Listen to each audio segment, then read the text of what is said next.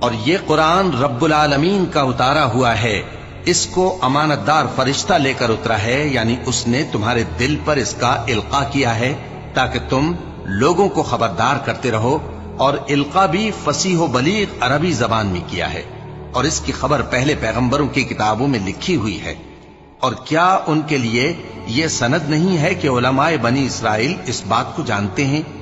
اور اگر ہم اس کو کسی اجمی پر اتارتے اور وہ اسے ان لوگوں کو پڑھ کر سناتا تو یہ اسے کبھی نہ مانتے۔ اسی طرح ہم نے انکار کو گناہگاروں کے دلوں میں داخل کر دیا، وہ جب تک درد دینے والا عذاب نہ دیکھ لیں اس کو نہیں مانیں گے۔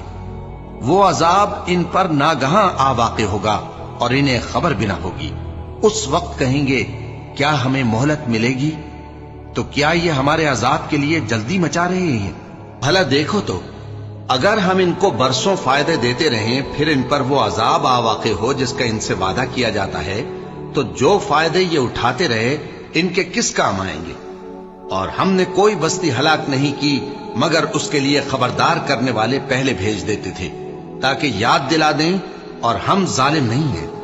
اور اس قرآن کو شیطان لے کر نازل نہیں ہوئے، یہ کام نہ تو ان کے لائق ہے اور نہ وہ اس کی طاقت رکھتے ہیں۔